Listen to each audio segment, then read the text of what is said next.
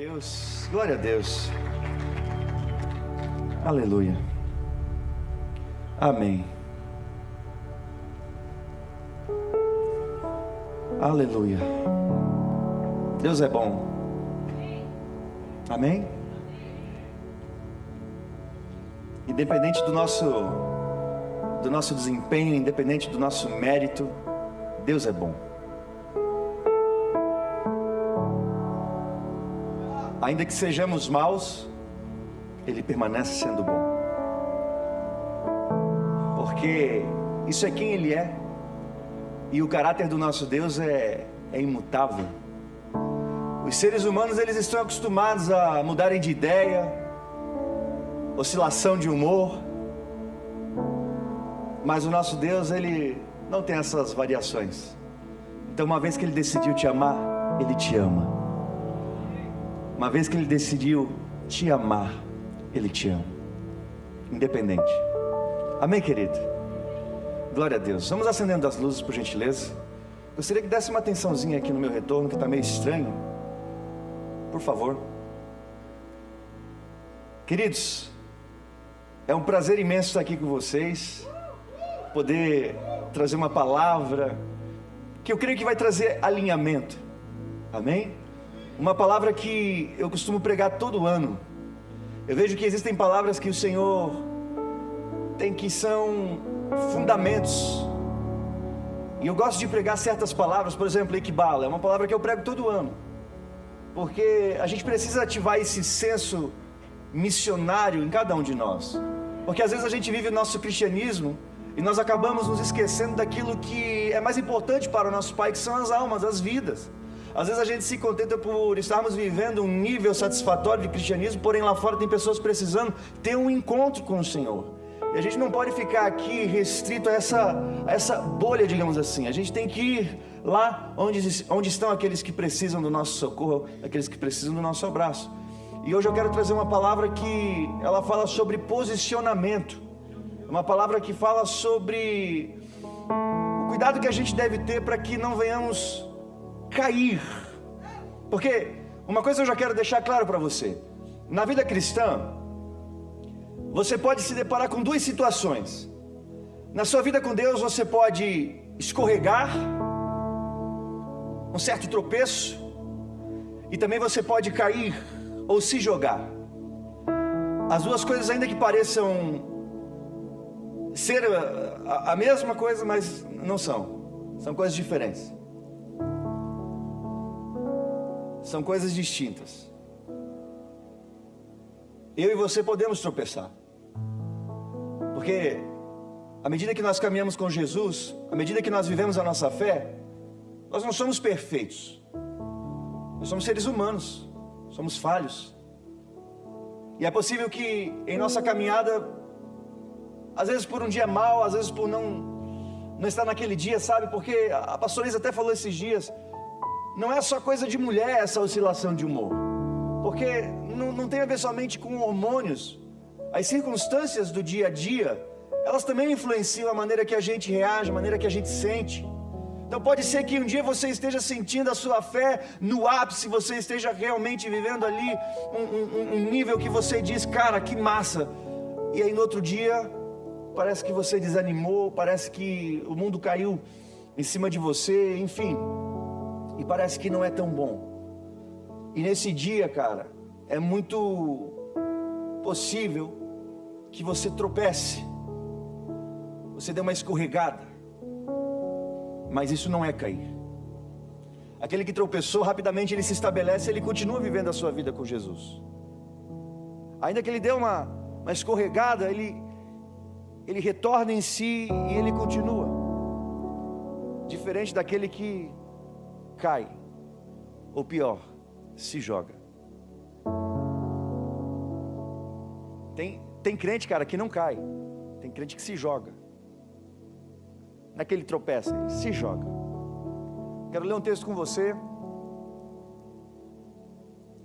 Apocalipse 3:22. Apocalipse 3:22.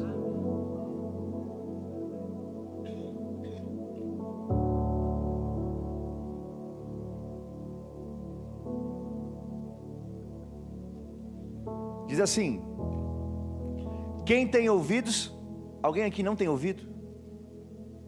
Alguém aqui não, porque daí eu vou tirar você dessa palavra. Essa palavra não é para você. Todo mundo aqui tem ouvido? Então quem tem ouvidos, ouça o que o Espírito diz às igrejas. Feche seus olhos, vamos orar. Pai querido, em nome de Jesus, nessa noite nós queremos que a Tua palavra venha ministrar os nossos corações. Nós queremos abrir nossa mente, coração e espírito, para que, tendo contato com a Tua palavra, possamos ser também transformados por ela. Que toda mente nesse lugar seja levada cativa a Cristo, em nome de Jesus, amém. Queridos, olha só, ouça o que o Espírito diz às igrejas. Obviamente, aqui nós estamos lendo um momento em que o Senhor Jesus escreve mensagens para um grupo de igrejas, mas a gente não vai se limitar aqui à literalidade do texto. A gente vai pegar o princípio, e o princípio é: o Espírito Santo fala. O Espírito Santo fala o tempo todo, até porque Ele é o Espírito da verdade, e a verdade ela não existe para ser oculta, ela existe para ser exposta. Então Ele fala. A questão é que às vezes eu e você não estamos sintonizados para ouvir aquilo que o Espírito está falando. A Bíblia diz que Deus, Ele é profético, e Ele profetiza o tempo todo na esfera dos céus. E o desafio que nós temos é estarmos atentos àquilo que acontece nos céus, para que possamos ser boca de Deus aqui na terra. Mas a verdade é que Deus está falando o tempo todo. Nós falamos que o nosso Deus tem a voz como a voz de muitas águas, e a gente geralmente se remete a pensar que a voz de Deus é estrondosa, é contundente. Óbvio que ela vem com pressão, ela vem com força, mas outra característica das muitas águas é que elas nunca acabam, ou seja, Deus sempre está falando. E Deus fala, às vezes, de forma a ser como um trovão, mas às vezes Deus fala também com sussurros. E se Ele está falando com sussurros e eu estou vivendo uma vida muito barulhenta, quem sabe eu não consigo ouvir, quem sabe eu não consigo entender. Então eu preciso estar em sintonia com a vontade de Deus, eu preciso estar em obediência, fidelidade, para que aquilo que é assunto nos céus venha ao conhecimento da minha vida, do meu coração, e eu possa ser boca de Deus, falar o que Deus está falando. Mas isso demanda de posicionamento. Sabe, às vezes a gente fala sobre posicionamento, e por mais que seja um assunto fundamental e importante para que tenhamos êxito em nossa vida com Deus, o posicionamento continua sendo negligenciado. E o posicionamento determina como você vai viver a sua jornada de fé. Se você vai fluir ou você não vai fluir. Se você vai viver com êxito ou não vai viver. Deixa eu te falar uma coisa. Um exemplo. Esse violão. Existe um posicionamento correto para ser usado, amém? Sim ou não? Uma posição, que é aqui, certo? Consigo tocar assim? Porque ele está posicionado errado. Não é a posição.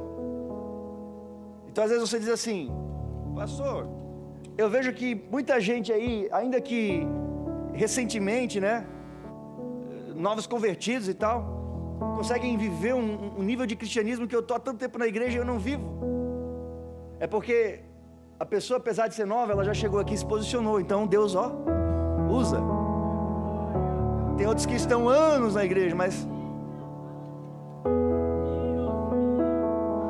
Então, posicionamento, cara, é importante.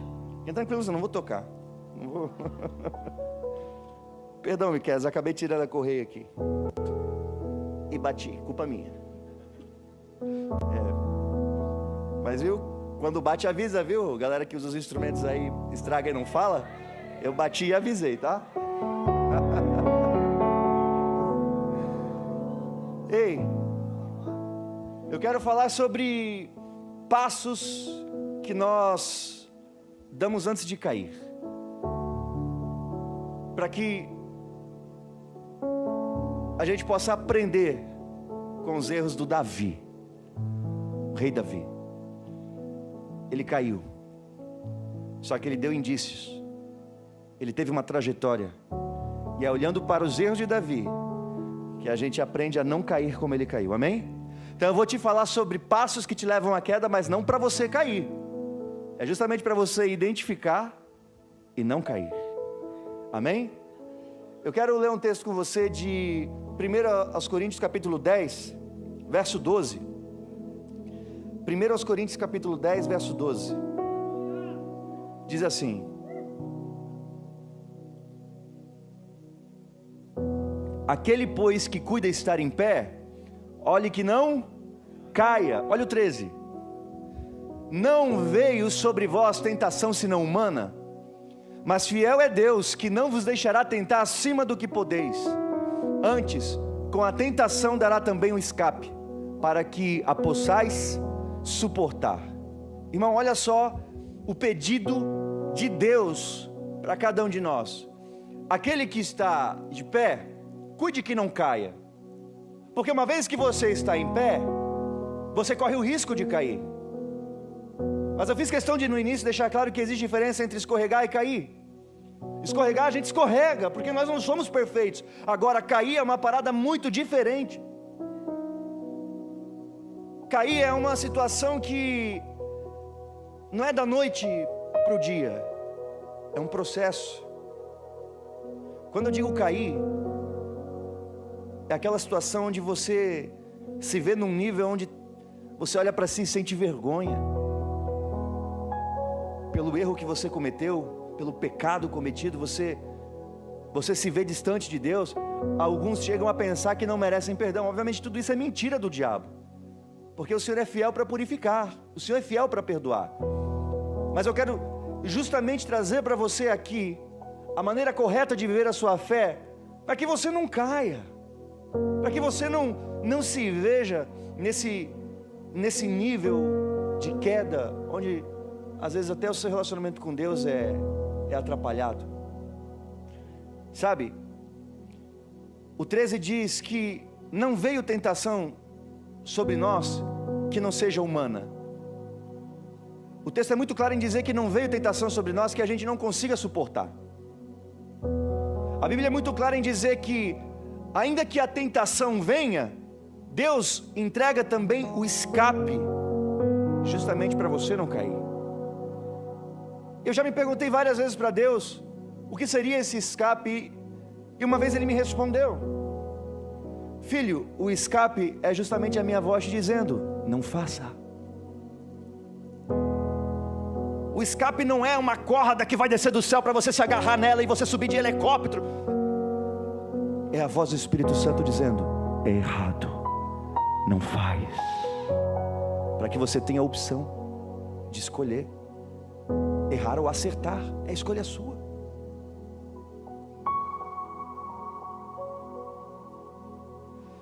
Tem gente que chega assim: pastor, eu vou começar a namorar. Quem me acompanha sabe que eu estou falando um pouco de relacionamento nas redes sociais. Aí o cara começa a namorar, todo pimposo, porque Deus já socorreu ele, né? Ele achou que não teria solução, mas aquilo que parecia impossível, né? Aquilo que parecia não ter. Aí ele consegue a varoa, todo feliz. Pastor, abençoa aqui porque eu comecei a namorar. Aí o que a gente faz? Não é obrigatório, não é ditadura, mas a gente recomenda: irmão, namora em corte, viu? Porque a gente sabe que nem tudo é demônio. Muitas coisas são relacionadas aos hormônios que você tem aí, principalmente agora na sua idade, que eles estão à flor da pele. Então a gente recomenda um tipo de namoro que vai preservar a sua vida com Deus, a sua santidade, que é o namoro em corte. Deixando claro, não é obrigatório, você namora do jeito que você quiser, mas depois você quebra a cara. Não diga que o pastor não recomendou. Aí a gente diz, cara, a gente dá conselhos, né? É tipo assim, padrão, Ctrl+C, Ctrl+V. Irmão, cuidado, né? Cuidado ao abrasamento. Não seja aquele crente povo, né? Que fica... Cuidado com as mãos aí. Eita! A gente diz assim, ó, irmão, em hipótese alguma, fica sozinho com a pessoa. Porque se ficar sozinho vai cair, cara. Não, tá bom, pastor, bem certinho, pastor. Um mês depois, Ananda, marca gabinete com o pastor. Pastor, então, pastor miserável homem que eu sou, pastor. O bem que eu quero fazer eu não faço, pastor. O mal que eu não aceito, esse me pega. Ah, pastor, a carne é fraca, pastor. O que foi, meu irmão? Caí, pastor. Como é que foi? Ficou sozinho? Fiquei, pastor.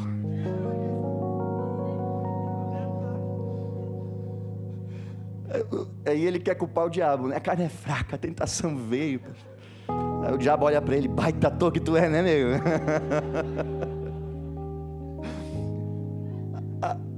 Observe. Aqui eu estou em risco, não estou? Se eu cair aqui, irmão, dependendo do jeito que eu caio, dá ruim. Se eu bater forte a cabeça, não vou cair, pode ficar tranquilo. Mas não é uma área de risco para mim? Sim ou não? Eu tropeçar aqui eu caio, me arrebento. Ainda mais o peso que eu estou, capaz de fazer um buraco no chão. Agora aqui, eu estou seguro aqui.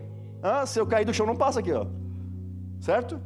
Aqui é uma área segura para mim. Aqui eu posso brincar, posso pular. Opa! Ó habilidade! Opa! Ei, aqui eu posso brincar. Let it go, aqui eu posso brincar. Agora eu posso fazer o mesmo aqui? Se eu brincar aqui, o que acontece? Nossa, se eu quisesse, ó. Mas se eu brincar aqui, o que pode acontecer? Se você fica brincando na beira do penhasco do pecado, não diga que cair foi um acidente. Se você fica brincando na beira do penhasco do pecado, não diga que cair foi um acidente.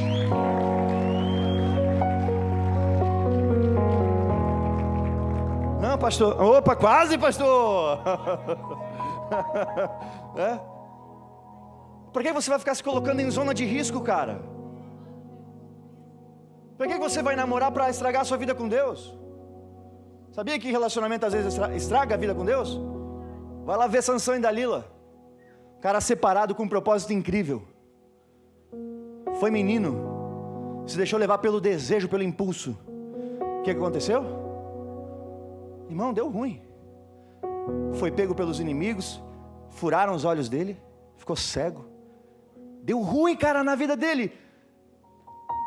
Não foi culpa dos pais, não foi culpa da escola, não foi culpa do governo, foi culpa dele. Porque às vezes a gente erra e fica culpando todo mundo. A gente faz igual Adão, a mulher que tu me deste, Senhor. Não é culpa minha, é culpa da mulher que tu me deste. A gente fica projetando, não bate no peito para dizer eu errei porque eu fui menino. O Sansão deixou de viver o propósito que Deus havia separado para ele, por causa de um relacionamento mal resolvido, de uma escolha mal feita. Por isso que eu digo, cara, relacionamento você tem que pensar muito bem com quem você vai se relacionar e se é o tempo. Porque dependendo da escolha que você faz, você pode terminar igual Sansão, todo arrebentado. Destruir a sua vida com Deus. Então, cair é um processo, cara. O diabo ele vai fazendo você pensar que não precisa ficar aqui na zona da segurança. Você é forte, você está na igreja faz alguns meses, alguns anos até. Ele fala assim, vai cara, fica no limite, vive no limite. Fica lá na beira do penhasco do pecado, brincando, achando que não vai dar nada. Ele vai fazendo você pensar que não tem nada a ver. E no nada a ver, ele vai te conduzindo, ó, cada vez mais para a beira. O diabo para fazer você cair, ele não vai bater na sua porta num dia, de manhã lá, ô fulaninho, abre aí, eu vim derrubar você hoje, sabia? Hoje eu vou te fazer cair. Não é que ele bate na porta, ele vai preparando o cenário para fazer você cair. eu quero ler um texto com você que é na verdade a base do que nós vamos falar aqui, que é 2 Samuel 11, versículo 1. 2 Samuel 11, versículo 1.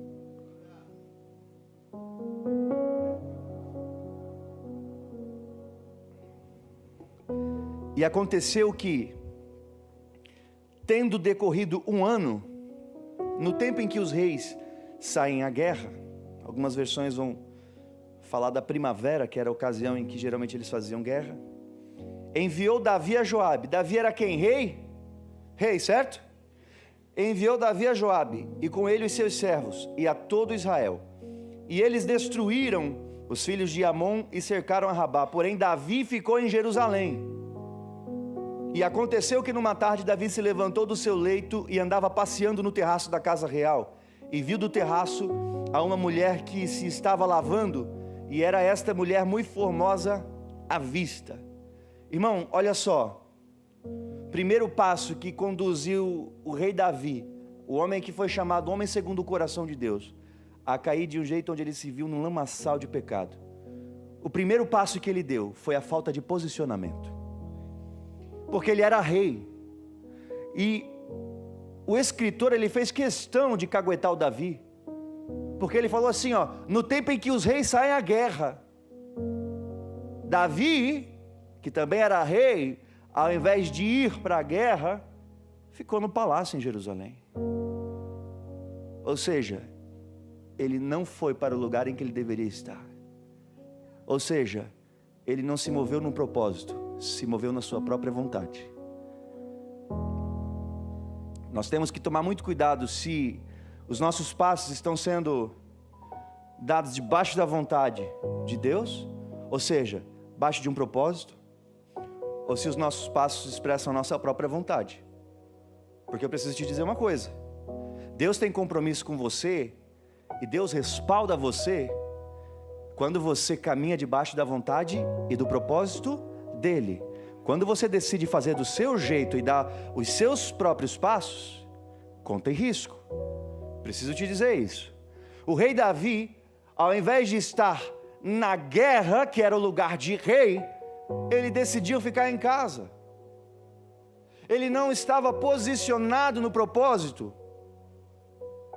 E uma vez que ele ficou em casa, ele se colocou num cenário de risco, estando fora do propósito. Quando Deus olha para você, cara, a expectativa dos céus sobre você, e aqui eu quero deixar claro que não tem a ver com idade. Você não precisa ficar com o cabelo branco para começar a servir ao Senhor.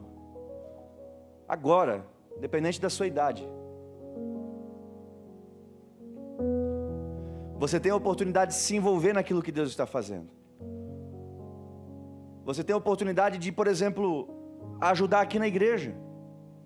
Porque você entra aqui no culto, você vê que tem irmãos lá que estão cumprimentando você, que estão com uma placa na mão. Eles estão envolvidos naquilo que Deus está fazendo. Eles estão envolvidos em relação ao serviço a pessoas. Então uma das formas que você tem de se posicionar é quando você decide assumir algum compromisso na igreja, por mais simples que seja. Mas o compromisso na igreja, ele tem relação com pessoas. Então quando você se posiciona a servir pessoas, seja arrumando as cadeiras, seja dando um abraço, um sorriso, seja servindo na música, quando você se posiciona, você começa a se alinhar com os planos de Deus. Tudo é uma questão de posicionamento.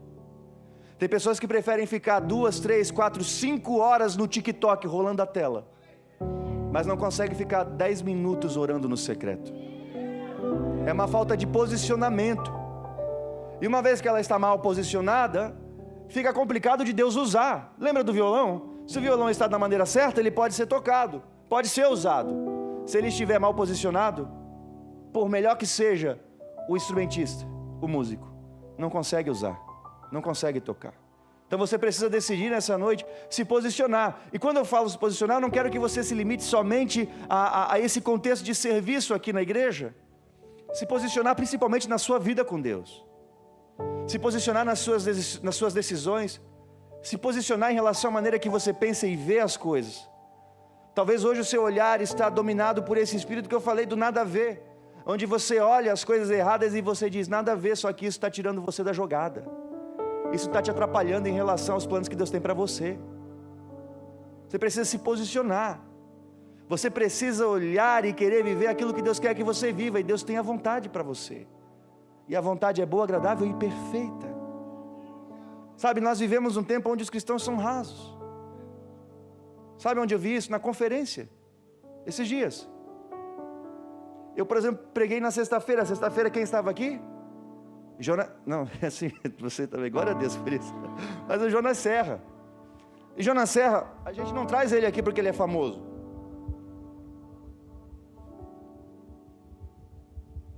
Obrigado. A gente não traz o Jonas Serra aqui porque ele é famoso, porque ele tem umas músicas boas, ou porque ele tem uma voz legal. A gente traz aqui porque a gente conhece o testemunho dele. A gente sabe da vida que ele tem com Deus. A gente sabe que entre a fama e Jesus, ele escolhe Jesus. Só que tem gente que veio aqui para ver show. Tem gente que veio aqui para ver o Jonas Serra. Quando a pregação começou, sabe o que fizeram? Foram embora.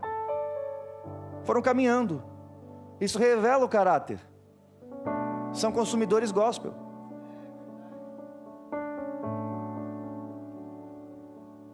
Eles não são consumidores de Cristo. Cristo se consome? Sim, Ele é o pão da vida. O que a gente faz? A gente consome o pão. A gente, né? Tem gente que está consumindo o gospel, o famoso. Isso é o quê? Falta de posicionamento. Falta de estrutura, de maturidade. Aí no outro dia também, Gabriel Júnior cantando, pastor Cabeto, uma benção, começa a pregar. Tem povo que vai embora. Por quê? Veio ver o famoso. Ai, isso não é posicionamento. Ok, gente? Então quando você para de se posicionar, você começa a enfraquecer, porque você sai do propósito. Josué 1, a partir do versículo 3, eu quero ler com você rapidinho.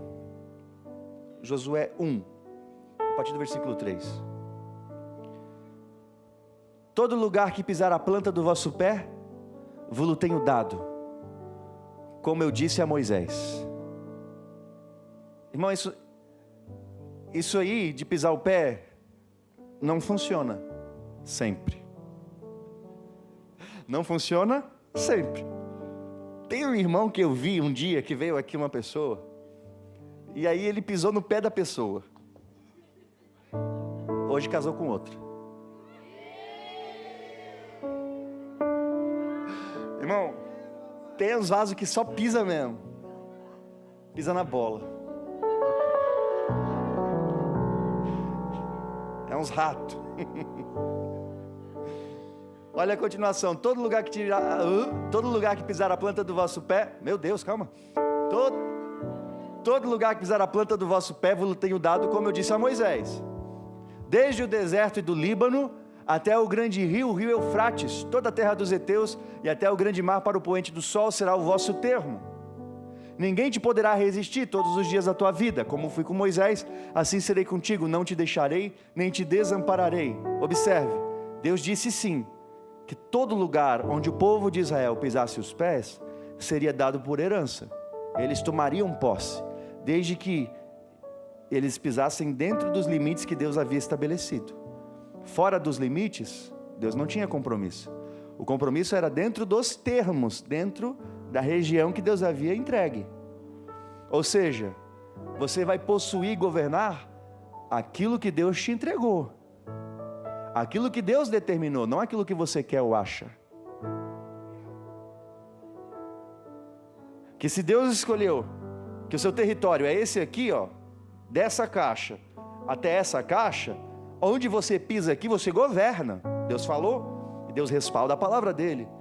Agora, saiu dos limites, veio para cá, aí Deus não tem mais responsabilidade com você, cara.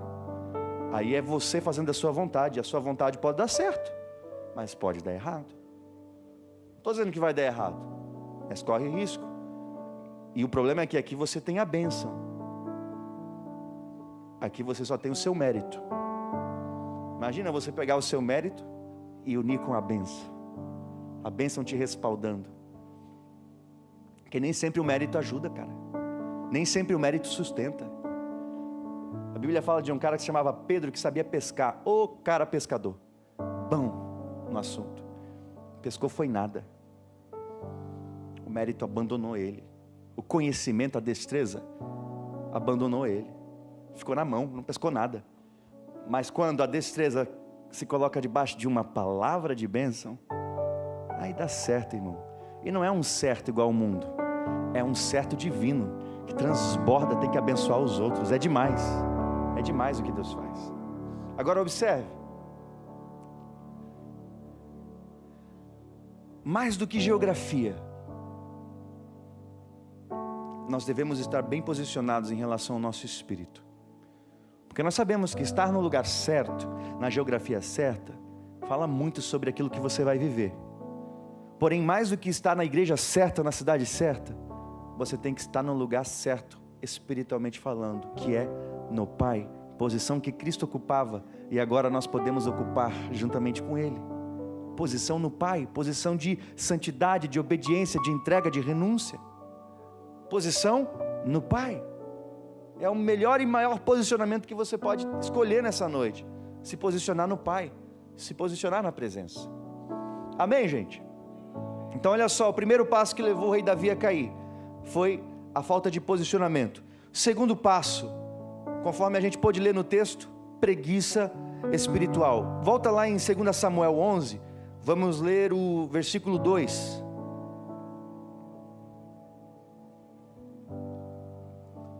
Segunda Samuel 11, versículo 2. Olha só. E aconteceu que numa tarde, Davi se levantou do seu leito e andava passeando no terraço. Olha só, os reis estavam na guerra, o bicho pegando, e o bonitão acordou numa tarde, colocou as pantufinhas reais e começou a passear no palácio, o pau quebrando lá com os reis. E o bonitão que era para estar na guerra, estava no palácio, passeando.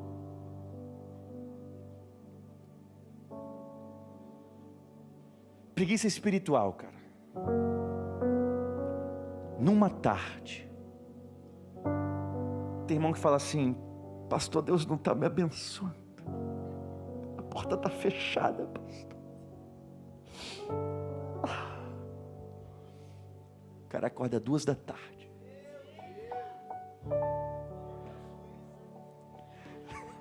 O cara acorda 2 da tarde. Quando ele sai para entregar currículo, já fechou tudo. Ele sai de tão atrasado que é.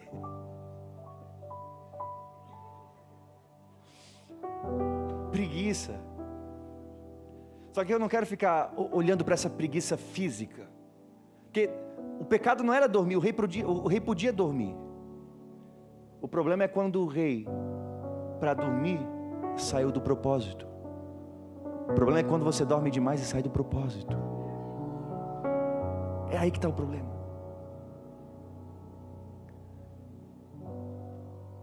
A preguiça espiritual te atrapalha, cara.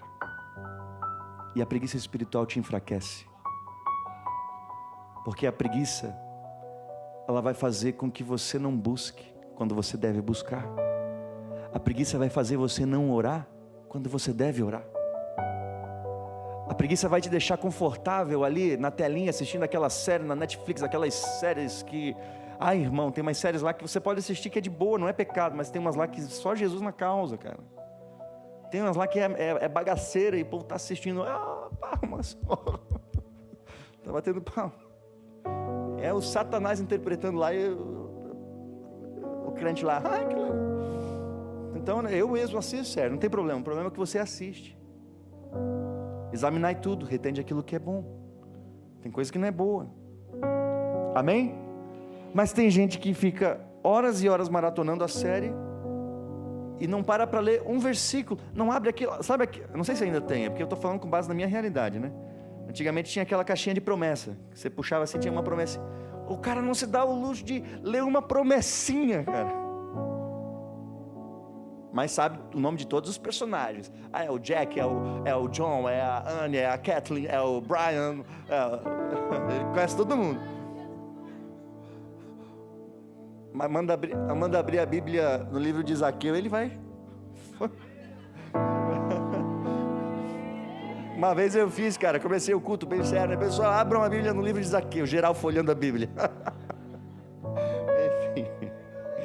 Então a preguiça, cara, muitas vezes ela vai te fazer ficar longe daquilo que Deus gostaria que você fizesse.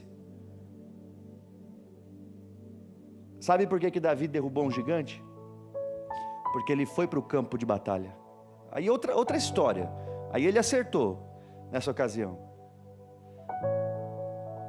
Tem gigante que você não está derrubando porque você não está indo para o combate. Você está conformado, está com preguicinha. E enquanto você está ali na preguicinha, ele está te consumindo, está te afrontando, te humilhando, te envergonhando.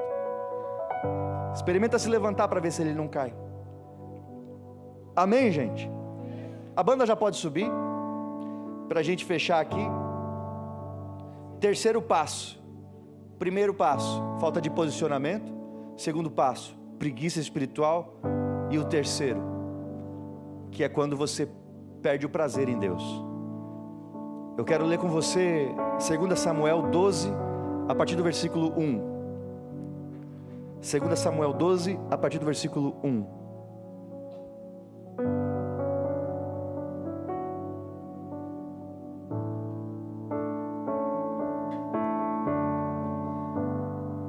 E o Senhor enviou a Natã, isso depois que Davi pecou, porque o que acontece?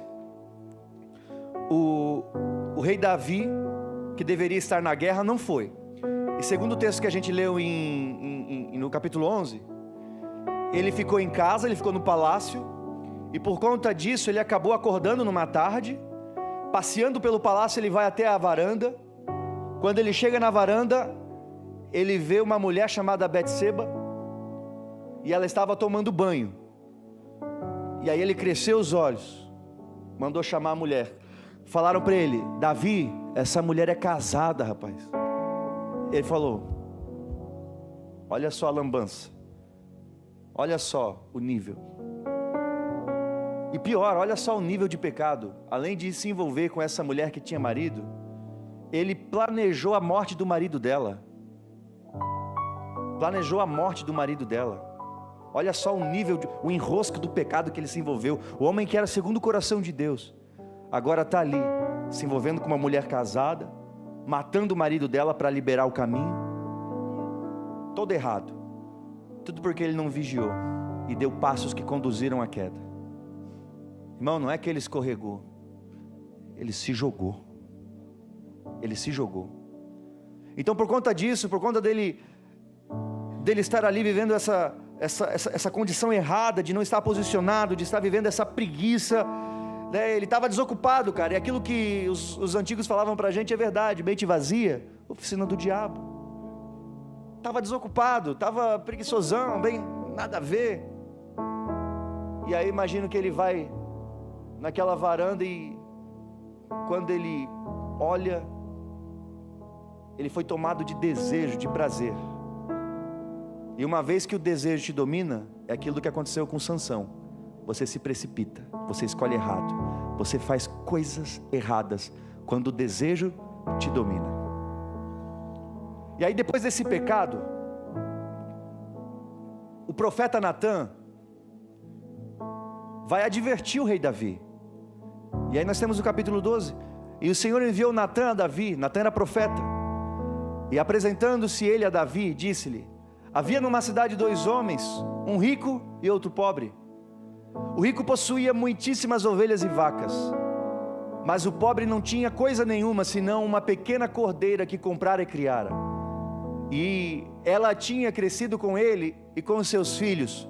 Do seu bocado comia e do seu copo bebia, e dormia no seu regaço, e a tinha como filha.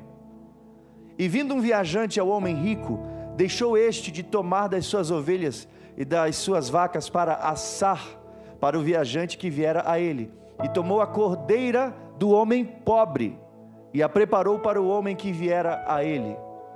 Então o furor de Davi se acendeu em grande maneira contra aquele homem, e disse a Natã: vive o Senhor, que digno de morte é o homem que fez isso, e pela cordeira tornará a dar o quadruplicado, porque fez tal coisa e porque não se compadeceu. Olha o 7. Então disse Natã a Davi: tu és este homem. Assim diz o Senhor Deus de Israel: eu te ungi rei sobre Israel, e eu te livrei das mãos de Saul. Quando Davi errou, quando ele se jogou no pecado, Deus foi advertir, foi corrigir através do profeta. E o profeta contou essa história. Davi ficou indignado porque ali fala de dois homens, um rico que tinha muitas ovelhas e vacas e outro pobre que só tinha uma ovelha, e essa ovelha não era um animal para consumo, era um pet, era ovelhinha de estimação. Aí o homem rico que tinha várias ovelhas e vacas, ao invés de usar das suas ovelhas, ele vai e ele toma a única ovelha daquele cara. Davi fica bravo, estufou o peito. Quando o profeta disse: Davi, você é esse cara, eu imagino ele murchando na hora, a ficha caindo. Porque como rei, na época, irmão, não pode mais não, como rei ele podia ter qualquer uma das virgens de Israel. Na época, irmão, hoje você casa com uma mulher só e seja fiel a ela até o final da tua vida. Olha aí, né? Não, foi intencional para ver se ia ter um glória, mas não teve glória no silêncio. Mas veja bem,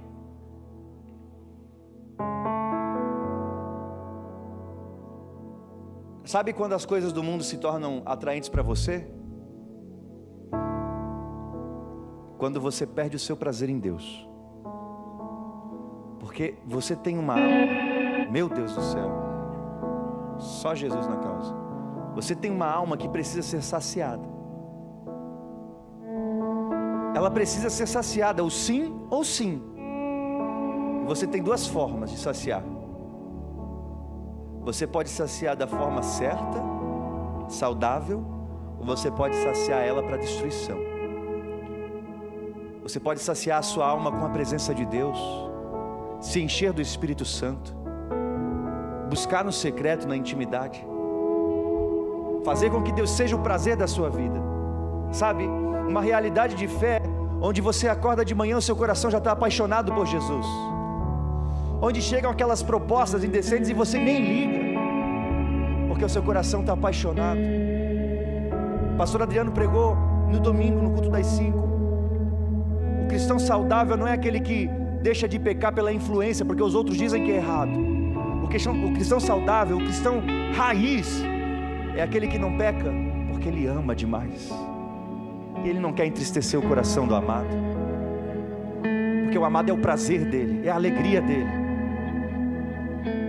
Por alguma razão Deus deixou de ser a alegria de Davi. Deus deixou. Davi, que era o homem apaixonado por Deus, em um momento da vida dele ele deixa de amar, ele deixa de ter o prazer na presença, ele perdeu a alegria. E uma vez que ele estava com a sua alma necessitando de prazer, e Deus não era o seu prazer, ele foi no mundo buscar um prazer para a sua alma.